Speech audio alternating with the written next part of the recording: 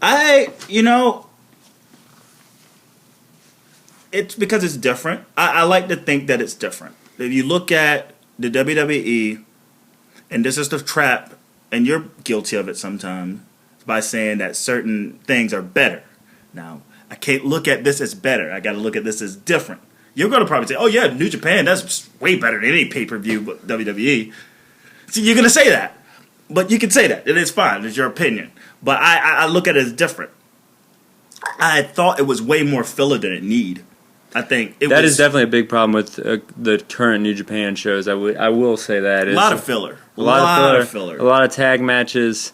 Yeah, that's a big problem. I feel like it's a 4-hour show that can be a 2-hour show very easily. Yeah, I mean, if you're watching on the later, and you get that sort of like 20 minutes of silence, that 20 minutes of just the New Japan, you're just like, wait a minute, where does it begin? And then you get a whole bunch of other stuff. You get like, Captain New Japan and Jushin Thunder Liger, like it's matches. It's good to see those guys like pay respects to the legends, kind of a deal, and like the legends can train the younger guys in like little mini feuds. The Black Trunk kids. Yeah, the young boys. I think they can. I think that could be that could be just put for the in-house audience, or maybe just the TV shows or whatever they do in Japan. But as far as these big shows, they could really cut that out, and it would make it a more exciting card overall. You wouldn't be so, you would be with it and interested in the moments that you're supposed to be with it more so if they cut out these 8-man tags. Like there's 2 or 3 at the beginning of every show. Yeah, but if it didn't work for over there, I think they would cut it out. Sure. I think as American smarties, we're watching the show and we're like, but get out of here. So I think it's just a matter of us adjusting because I can something as simple as the listening to the Japanese commentary. I love it. I can listen to the Japanese commentary. I mean, it took because I watch anime and I watch anime with subtitles. Now I wish they would have subtitles. Like I don't want to hear Jim Ross. Honestly, I don't want to hear Matt Stryker over a Japanese product. I just don't. It's like watching Naruto with overdub. Yeah. It's just two things. But I adjusted to that. Not everyone's going to adjust to that like I do. And even the opening cards, I think it's something where like I'm just saying, not you or anyone who has an issue with like the opening matches. Jushin and Tiger Mask and Captain and all those guys, they're still mad over. Like in Japan, they're like mad over. And if you have the time to watch it, watch them. Us, we have limited time, so I call it filler because shit, I only got so much time before the podcast or when I got some shit to do that like, I want to get to the meat. I want to get to the meat and potatoes. Let's get to the Nakamura match. Let's go ahead and get to the Okada match. Ain't got time. The AJ Styles match. I ain't got time for Tiger Mask.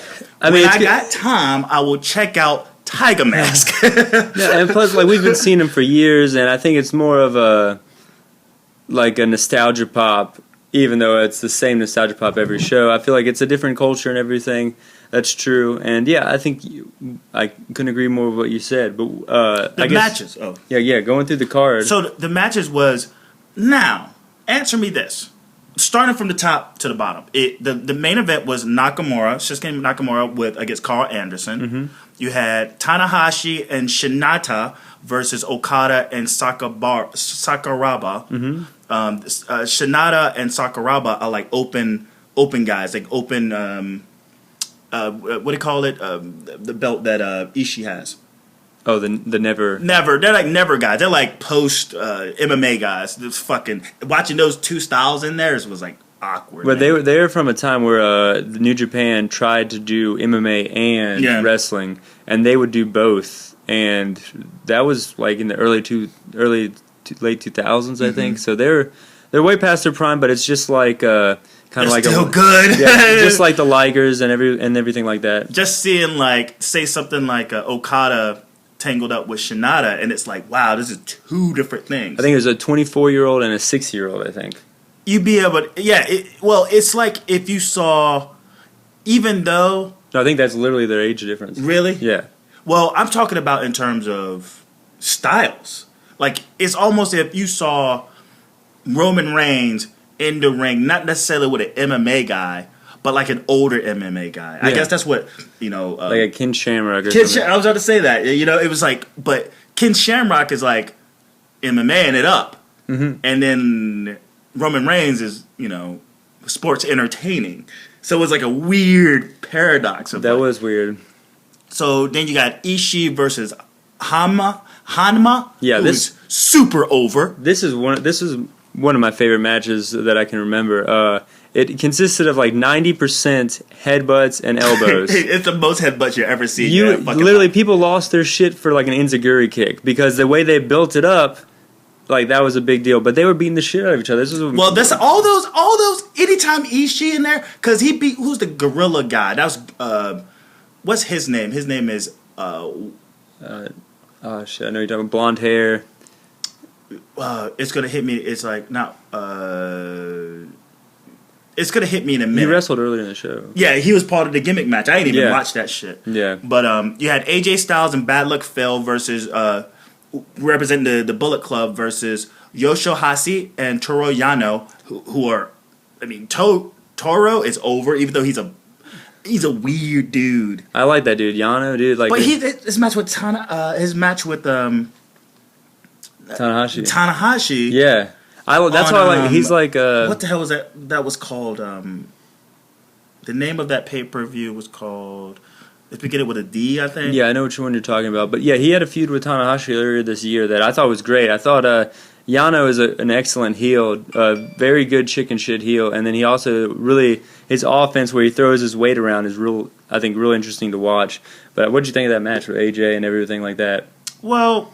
It was to see him in there. It was too gimmicky, and it was almost like Tanahashi facing the same guys. I'm like, I feel bad for these guys who either title contenders or once kind of title contenders or title holders, and then they're in this gimmick match. Mm-hmm. I guess, but they spread it around. No one's above a gimmick match getting a good laugh, Yeah. And this is AJ's cycle. And we saw the end that he's moving out of that cycle. Oh yeah. Do we want to get into that? Well, the other cards was Roppongi Vice versus Ricochet and Seidel, the Young Bucks, Kenny Omega and Chase Owens versus Kushida, Alex Shelley and Red Dragon, and then who I thought was Watanabe. There was Watanabe. So Watanabe's back. He turned. In ROH. No, he turned in New Japan. I forget the name of that show, but last New Japan show, the one that was recorded in English with Matt Stryker and Kevin Kelly, Naito, who had turned during the G1, was wearing like this silver mask, and then he came out with another guy wearing the silver mask against Tanahashi, and then later in the match, it was revealed that they both took the masks off, and it was revealed that it was Watanabe. And then this was his new gimmick, I guess, Pure Evil. It's like the King of Darkness. Yeah. His name is just Evil. I think he really liked the American product here. This is a very American character. Well, all I could think was, it's a shout out to Kai and Tai. I like to think so. His name is fucking Evil. That's true. Evil? Whatever.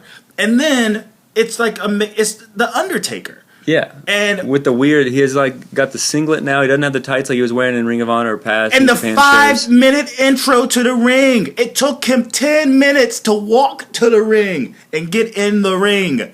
I'm like, if that's Undertaker, that's Undertaker.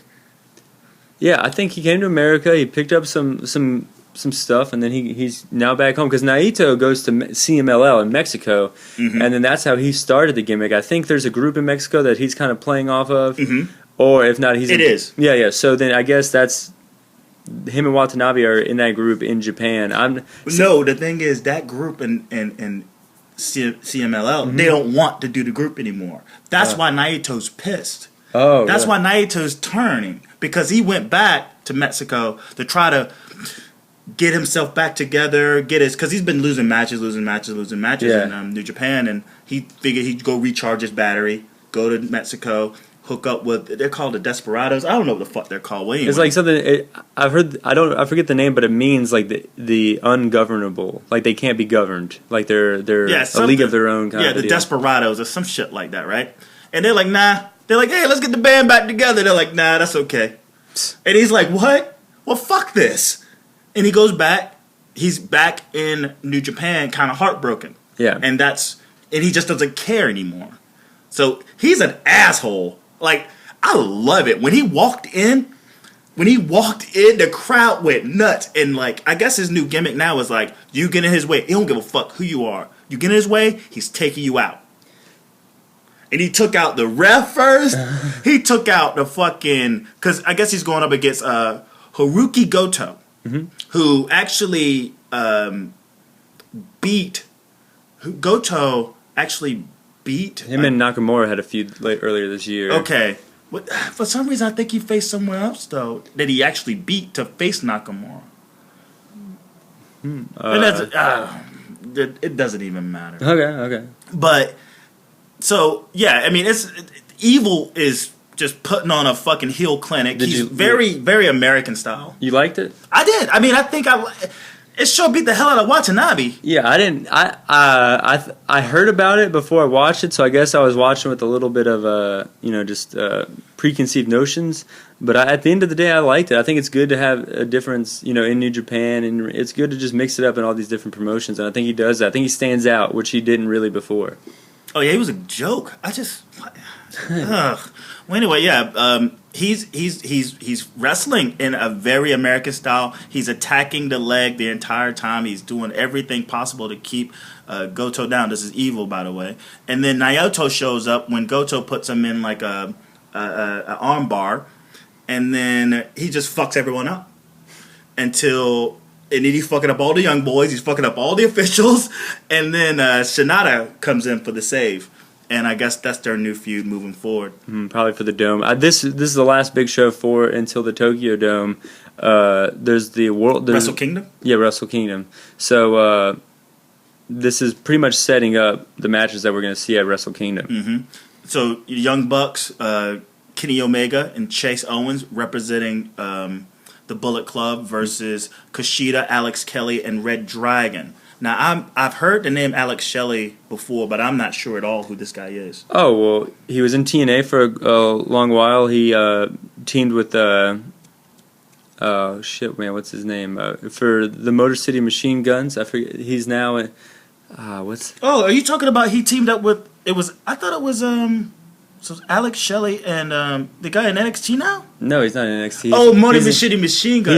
He's in Ring of Honor right now. He's like a manager for Christopher Daniels and Kazarian. I forget it. I don't know why. Chris Sabin. Chris Sabin. Yeah, him and Chris Sabin are both from Detroit, so they were called the Motor City Machine Guns, and they wrestled like the Dudley Boys, and they had really good matches with LAX, and that's kind of how he made his name. But then TNA wasn't really doing anything with him, so he went to New Japan, and then him and Kushida became the Time Splitters, and that's when he really kind of took off. Kushida's obviously, I would say, the more over guy, especially in Japan, and then because of that, probably the more so over guy. He's like Marty McFly. Yeah. It's a cool fucking gimmick. Yeah, I think the whole thing is Kushida dresses up like his favorite American character, which is Marty McFly, and then this whole this whole thing that Alex Shelley does is like his favorite Japanese character. So they're both like intertwined. And they have this like gimmick where they're just running around the world, jumping through time, competing in matches. So they're really cool. But I think this is one of their first times back together because Kushida broke up and he won the Best of the Super Juniors earlier this year. Yes, he did. So this was a really high acclaimed match, but I mean, it kind of, I don't know. Young Bucks, Kenny Omega, Chase Owens. Who the fuck is he? Heard his name a lot. I haven't really seen a lot of him, but I guess he's in the Bullet Club now. Yeah, I know, right? He's over now. He's like the NWO. It's like, you remember the NWO was just letting in anybody? Yeah, he's like the, I would say he's... Virgil? Yeah, he's the Virgil. He's the Virgil. I hope he's not watching this or listen to this. He'd kick our ass. I mean, nevertheless. Virgil? I'm Virgil, motherfucker. Oh, man. I'm Virgil, you son of a bitch. I thought that match really, it had a lot of good workers in it, but... I don't really remember much of it, especially... I tuned in and tuned out, too. Yeah. I mean, I wanted to see what the Young Bucks were going to do. Not a lot of hijinks, but it was fast-paced. The entire match was out of control. I mean, what stood out the most was how over Kushida was, and he's super over, and how Red Dragon is definitely the junior. They are the junior dominants. Mm-hmm. Them in the ring, they work better. They work better in Japan. You know, the last time I saw them in Japan, I was like, yeah, they were kind of nowhere to be found. And I think they lost the belts to the Kingdom. They have the belts back. And I don't know, they just seem like the dominant tag team in this whole thing. And more or less, the Young Bucks were just there, okay, do a bunch of super kicks. Just do a bunch of fucking super kicks and get the fuck out of there. Kenny Omega, he tapped out to Kushida, and it seems like they're going to build that feud for the... he has the junior... Yeah, he has the junior IWGP junior title that he took from Kushida. Or no, I think Kushida won the tournament to face Kenny Omega, but didn't beat Kenny Omega. Or beat him and then lost back to him. It's kind of blurry, but they had a great match earlier this year. So if they're wrestling in the Dome, that's gonna be sick. And he got up back on the, he's giving my fucking belt. He gets back up, he gets his belt, and he puts it in his face, Kushida's face, and Kushida's like, yeah, man, let's do this. So another match set up for, I mean, both of them can work their ass off. I think the Omega gimmick is growing on me. Yeah. At first, I didn't like it.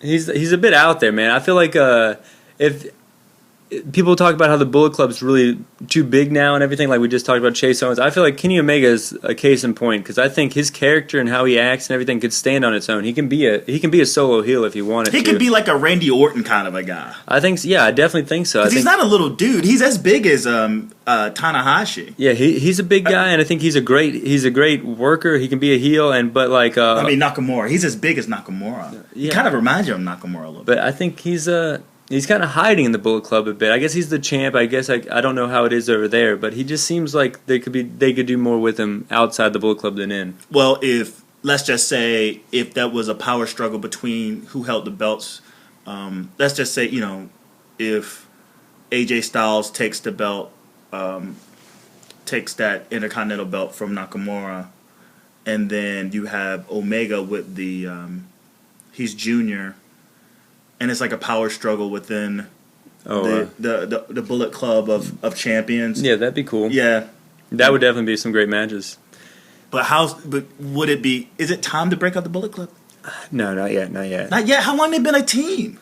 Well, they've been a team for a while, but now with AJ, it has only been like maybe 1 or 2 years. So same shit, different toilet. You see what I'm saying? It's not like your shit's going to change because you're shitting in a different toilet. I can see maybe one guy leaving, and then that guy, one guy leaving, but I think the Bullet Club should remain a thing. I mean, people still love it. Not forever, but just for now. Okay. Because I don't want to see it jump the shark. I mean, it's one cool thing, but as I'm watching this, I'm like, these guys aren't as cool as they used to be. I'm watching it like I'm looking at Kobe Bryant play basketball. I get what you're saying. There's a bit of that, but I think it's more like Kobe Bryant and like when he started getting like Steve Nash. I think he's still got like 1 or 2 year run left in him. But he didn't have 1 or 2 years left in him. Maybe 08. Maybe it's I think they got another championship under their belt. Who? Bullet Club. Okay. All right. I mean, Chase Owens, it's on you, brother. It's on you, Chase. Let's see it. Let's see you bring this shit back to the fucking to the essence. Hell yeah. Oh boy. And then Roppongi Vice versus Ricochet and Seidel, which really good to see Ricochet on that big a scale, I would say. Well, he's over. They knew who he was over there. Because he wrestled in Dragon Gate. He's no stranger to Japan and the Japanese audience, but he's now on New Japan, which is the biggest Japanese market, and teaming with Matt Sydal, no less. I think that changes. Ricochet, by the way. Ricochet. He tore it up with Rocky Romero. I could watch those two go all day, man. Is Rocky Romero the son of Romero from WWE? Sable and Romero. Oh no, I don't. No. Rocky Romero, he wrestled a little bit in Ring of Honor. He teamed up with Alex Kozlov, which is this Russian guy, and they went to Mexico, and they jumped ship. Like, they were in CMLL, and then they went to AAA, or it could be vice versa. But they ended up like switching, and that caused this like war between the two companies because they were competing, but they weren't like competing for talent as like to that degree. And since they jumped, it caused this war, and they were getting too much heat there, so they went to Japan. Alex Kozlov is hurt, so that's why Roppongi Vice exists. But he's a great worker. I think he's the youngest wrestler to ever wrestle in the Tokyo Dome. I think he was 18 when he first. Oh wow! Yeah, so he's been doing. He's all over the place. He's great. But he reminds. What's it? The Wild Man? What the fuck was it? Yeah, Mark Mero, the Wild Man. Mark Mero, Johnny like B. Bad. I thought that was because they look a little alike. He does the whole he does even the old fisticuff style. Very very. I just like is he the son? I don't know. It's just I love how Rocky Romero has an eye patch with his face on it. That's a good touch. They're kind of cheesy to me though. I mean, it's just just a cheesy thing. I still love how what's his name, the other guy from Roppongi. What's his name? Trent Beretta. Trent Beretta. He does the Dude Buster. Yeah, because I was a big fan of the Dude Busters. He was in the Dude. I was a huge fan of Trent the Dude Beretta Busters. was in the Dude Busters. Him and I forget Trent and the fuck the hell they named. Because he's in PWG now, putting in work. Fuck Trent and well, whatever. Okay. Who cares? But the Super Junior, this is for the Super Junior Tag Team Tournament, and the only thing that really confused me about this was who was face and who was heel. When Ricochet and Seidel was attacking Romero's leg, I mean they would destroying his leg. I'm like, wait a minute. So they're preparing Trent for the hot tag. I thought Seidel and Ricochet were possibly the baby faces here, but the ring psychology is all fucked up. It's all fucked up. I mean, because maybe I don't follow the product enough to know where Ricochet and Seidel lie and where Roppongi Vice lie in terms of who's getting over, who's getting heat, who's getting heel heat. But I couldn't tell who the fuck was who. I know Roppongi Vice are most definitely heels. So I guess when I watched it, I guess I knew a little bit like of the backstory, but I didn't catch what you said. But now that you mentioned it, it's pretty accurate. I mean, I would guess Ricochet and Matt Seidel are the faces just because you know Squeaky King babyface. Yeah, but Seidel he throws up the peace sign, but like he's a vicious little fuck. He's a vicious fuck, and Ricochet is a conceited asshole. He's a conceited. He's I think that might be a shoot, brother. It may be a shoot. It may be a shoot. But I see him. You know what's funny? I can see a guy like him being the new Bullet Club leader. I can see it. Yeah, because he's the man. Look at him. He's got the look. He got the ability. He got the skill. And roommates with Apollo Crews. Yeah, and you look at a guy like AJ Styles. He needs new talent to work with, and then there needs to be some sort of shakeup in the Bullet Club. I mean, it's one thing to go with Kenny Omega, have something internal, but how about just a straight up, hey man, I'm coming in, and a Napoleon kind of thing. Like, no, yeah, I get what you're saying. And then like the guys from the Bullet Club are watching Ricochet just win match after match after match after match, and they're looking at AJ Styles, a guy, losing matches, and he doesn't have the same heat that he had before. And it's like this power struggle inside, and then they're like, yo, we want Ricochet as our leader now. Ricochet as the leader of the Bullet Club would be something really cool. it would breathe new life. He's doing all right with Matt Seidel. That's definitely maybe a few months down the line. That's a great story, though. So, Ricochet and Seidel went with shooting star presses in stereo. Oh, yeah. On top of Roppongi Vice. And then they get the big cups that says victory on it. It's like they just said victory. They're not taking those cups home. They're just out for show. Definitely. And then they call out the Dragons, who are the junior heavyweight. They won the tournament to face them anyway, so they're calling them out. But you got Roppongi Vice like, fuck that. We just beat these assholes. Then the Young Bucks like, well, we just beat you. And then Fish cut a promo is like, yo, we can do this now, motherfuckers. Fuck all y'all. Yeah. And then it kind of just ended like that.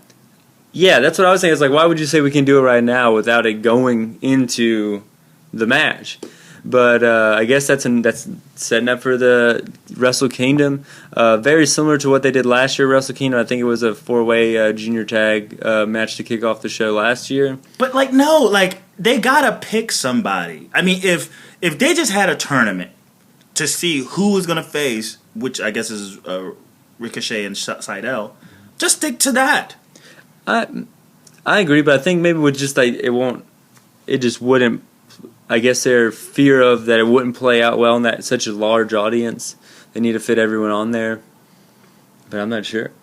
We'll see. I mean, I would just want to see Roppongi Vice versus Fish and Roppongi Vice. I would just want to see Ricochet Seidel if it's set up that way versus Red Dragon. Yeah, versus Red Dragon. I mean, almost like just like the idea of even what happened on Raw and Roman Reigns. I mean, he's the number one fucking contender. For him to have to start from the bottom is bullshit. He already busted his ass and won a tournament.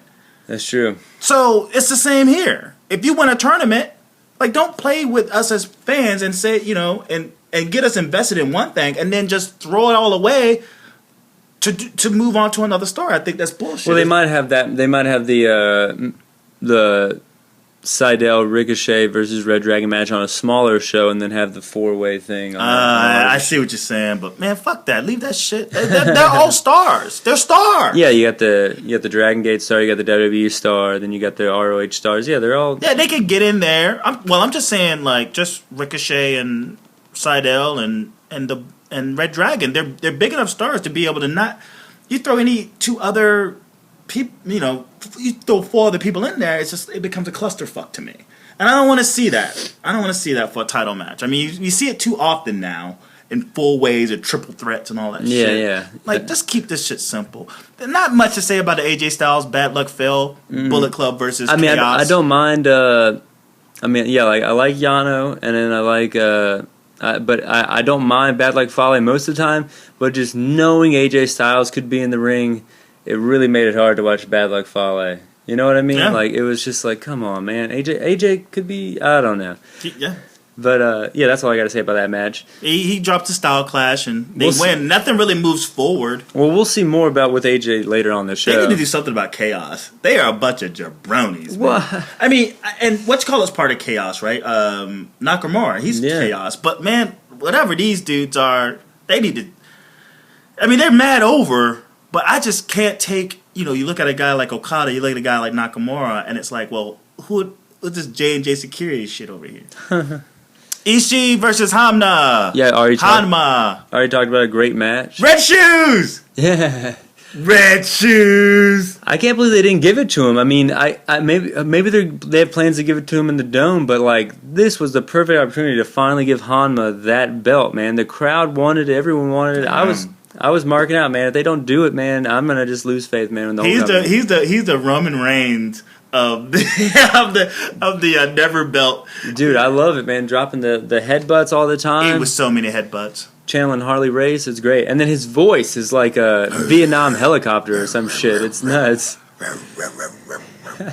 I think it's pretty incredible for a guy with that gimmick. And then when he speaks, it's like. What? Well, he used to be in Big Japan, which is like this, like the CZW, like the hardcore, most extreme stuff, and then he's worked his way into this spot right now. So the thing people is, love him. I hate that it's so much head stuff though. Like that's just me. The Christian Wall.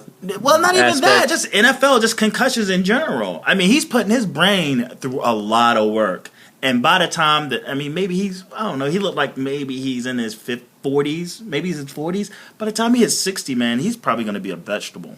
And, this match and how much head work he got in this. Well, this is every match, too. Him and Ishii. Ishii was lighting him up. Ishii is, like, sneaky athletic. Dude. He's sneaky athletic. And I don't want to sound like I'm profiling, but, just look at the guy. He's a fat dude. Yeah. Fat dude, no neck. He has a big belly. He has, his chest kind of shaves in. He has broad shoulders, whatever. But he's fat. He'll never be like if your first New Japan show, he'll never be your favorite. But I want to say maybe a year or two into watching New Japan, he'll definitely be one of your favorites. He will win you the fuck over because next thing you know, he's fucking doing drop kicks and drop toe holds and he coming off the top rope and like that one Enziguri kick he hit was ridiculous. Dude, he's fucking he's quick. He's like sneaky quick, and you be like, yo, this motherfucker's going down this time, but no. Strong style like a motherfucker too. Headbutts, everything. And at the end, it drew up the suspense. Near fall. People behind Hanma. And motherfuckers is just like, here we go. This is the time. Sorry, bro. Brain buster. Had to go. Yeah, I was watching this match this morning, actually, in this like little area in my school where you can get like snacks and shit. And I'm freaking out. I'm like, oh! People are just like looking at me and shit. I had to be like, oh no, just some Japanese pro wrestling guys. Don't worry about it. You know, just like, and they're like, oh, okay. Here's whatever, nerd. Yeah, here's my crackers. All right, I'm gonna get the hell out of here. Tanahashi and Shinata versus Okada and Sakuraba.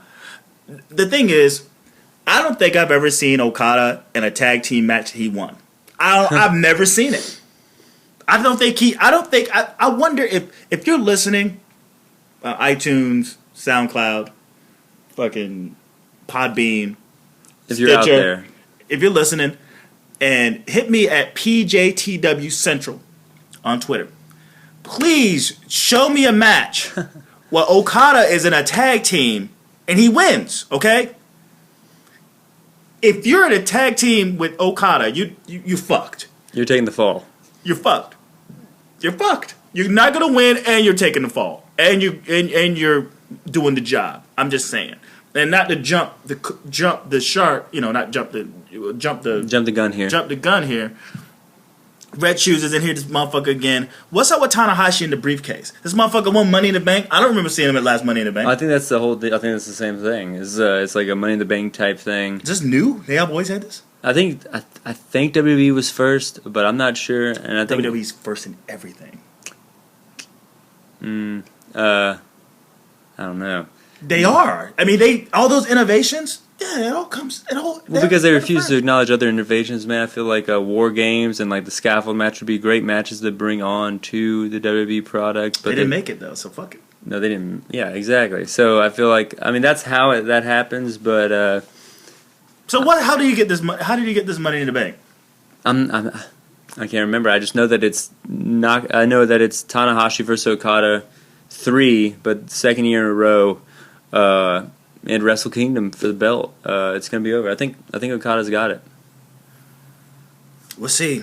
I mean, the way it ended was pretty funny. It was like Brock and Lesnar all over again. That's what it reminded me of. Oh, yeah. Again, this is a great match. A lot of action. Again, you have the Japan wrestling style, which I would let's just say that's sports entertainment style, and then you have these guys who are just like straight shoot style. Mm-hmm. And it made for interesting. I couldn't take my eye off of it. And watching the two guys sort of do double tag team moves, you could tell they were just like, okay, we're going to do this. You can see that their brains were working, and it made it that much interesting. The final sequence was a sick frog splash turned to the side. I don't know how that dude does that shit in the air. That son bitch can do anything in the air, man. Yeah, Tanahashi's great. And he hits him, and then we get... the what is it? What happens at the end? Okay, you get a frog splash, and then you get the arm bar. What the hell happens at the end of this? Yeah, a frog splash. A GTS. Oh my god, that's what happened. A sick GTS. It looked kind of off a little bit, but it looked. Oh hell yeah! When he put him on his shoulder, I was like, is he gonna hit him with the fuck? Go to sleep. Wow! Go to sleep. See ya. It was a Kenta style go to sleep, not a Punk style go to sleep, not no bullshit. It was like straight up Kenta. Like, this guy is hurt. This guy is in pain. This guy was asleep. Yeah, he went to fucking sleep. Sequence of events. Okada, instead of going around the ring to his exit, he walks through the ring, not giving the winners their time in the ring to sort of celebrate, which I thought was like It's like walking across the mound. Yeah, a nice little touch there. And then Tanahashi calls him back. I guess he calls him back into the ring, like, "Hey, get your ass back in here." They cut a promo, and I guess he cuts a promo. And was like, "Hey, I'm taking that belt from you, ain't shit." And Okada kicks the briefcase. He's a jerk, and he kicks the briefcase, and then a brawl ensues. And it's like, seriously, a brawl that lasts like 5 minutes. It lasts like 5 minutes. Are you stoked on this match? Yeah, I mean, if it makes it to Wrestle Kingdom, then yes, the roles are reversed. Oh, I think that's definitely what's going on, because they have the tag league tournament that's going to pretty much take them to Wrestle Kingdom, and they're not predominant tag team guys. So I think that this is the main event for Wrestle Kingdom is Tanahashi versus Okada, and I think they put the second main event in this main event coming up with the Carl Anderson versus Nakamura. They lead to. How do you feel about Carl Anderson? I like him a lot. I think he's a great wrestler. I feel like he's a great tag team wrestler, which is where he's predominantly at. But when they need to bring him up, he's got the the RKO, the Ace Crusher, the gun stun. That's just a hot move. That's just like a popular move to do. It's a very dynamic move. Mm. So I feel like he was smart enough to pick the right finisher. He's a good enough worker to work around building to that. It's just something about there's no one Bullet Club member that really stands out to me. I mean, other than AJ Styles, correct? Other than AJ Styles, obviously, and then Omega. Omega growing on me. Mm. Well, Carl Anderson, man, I mean, he's multiple-time tag champion. Like he won with I can't remember his name, and I think it was Giant Bernard, which is Prince Albert or Tenzan. Okay, yes. Yeah, They showed all that stuff before the match. Yeah. So he was tag team specialist, and I think he went all the way to G1 Finals one year because of a lot of injuries and things. So he's very loyal to New Japan and stuff, and they definitely see highly of him, like in the back. And he spent most of his career there. Now I think he started going over there in 08, 09. So he's kind of a New Japan guy. I think his contract's running up though, and he's kind of hinted at going to NXT. If they let him into NXT. Oh, he's buddies with Balor, man. They're definitely. That don't mean shit. That don't mean nothing.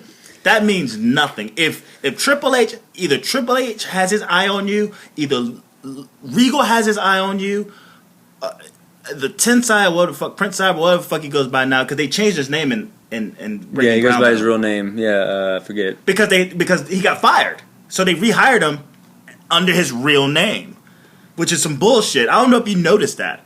I was like, wait a minute, this ain't the same name. They think we're idiots. I don't know. What was he fired by? He was fired by, what was his name? Tenzan. No. Not Tenzan. Jason. Oh, I can't remember, man. I really can't. What the fuck? Anyway, when that whole shit went down of him basically getting fired, he went under another name. You're not thinking that he's Bill DeMott. Bill DeMott. No, he's not the same Bill DeMott. Oh, yeah. Okay. Never mind. He got hired because Bill DeMott got fired. Okay. Yeah. You know what? I'm tripping. I was just like... They got the same, like, old wrestling guy physique. I was like, okay, it's not Bill DeMott. All right. I thought I was... You know what? Ixnay what I just said. I just looked like a complete idiot. But I was like, dude, that's Bill DeMott, man. That's a fucking idiot. But I remember when Bill... Like, now that for lack of a better name, Prince Albert is the head guy. Yeah. Why wouldn't his ex-tag team partner get hired in the old... No, because he doesn't call the shots on who gets in. I think he has a big say, and if the champion Finn Balor definitely likes you too, I think he's got a big shot of at least... He's just a worker. Now, what do you do with him when he shows up? I mean, I'm not saying he's going places, but he can definitely get a job. That's what I'm saying. He can get the monthly check coming. I think he would join the Dawkins and Dawson and Dash and Dawson, whatever the fuck their name, those jabronis. They look like he would click in really well with those jabronis. Yeah, he does. Those are your boys. My boys. Those are your boys. They got heat, man. They got heat. They ain't got no heat from me. I wish they were just... They get X-Pac heat from me. Okay. Like, what? But Nakamura did win this match. Okay, so... And... with the sick whip kick. What is that kick called? I don't know. It's awesome though. I really like how Nakamura, whenever he's tangled up, he'll link his foot in and then just like bap you. You know what I'm talking about? Yeah, that's my favorite Nakamura move. It's just like that little transition move. Just Nakamura's mannerisms, like this whole like weird, like if Michael Jackson was a Japanese wrestler type deal he's got going on, is just kind of cool. But then AJ Styles comes in the ring, and you know what I see?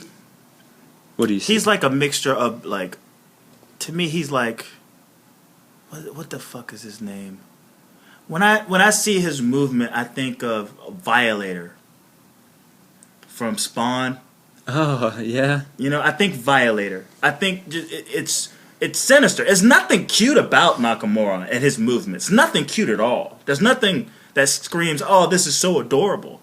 It's actually kind of twisted and morbid. You know, like the whole like leaning his back. And I understand being a rock star, but the hair and the just quirkiness. I go like, this guy is dark. He's made to be a heel. He's so fucking cool. He's over. Yeah. As a face, but he's.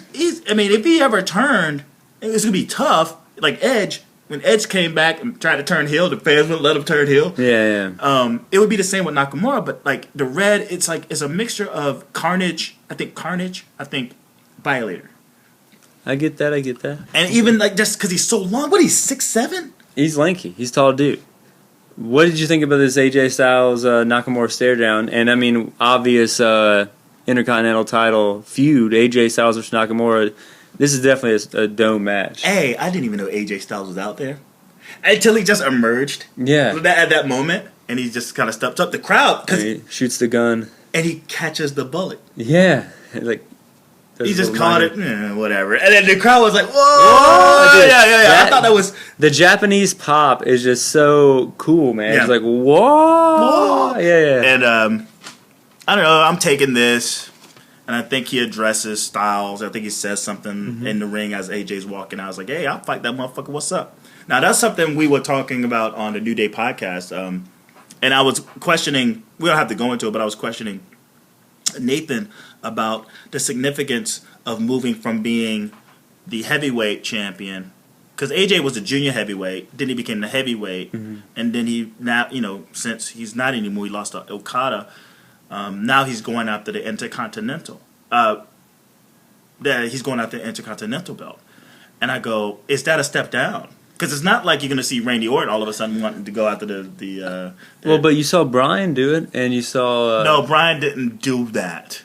I know too much about WWE to sort of try to make a parallel.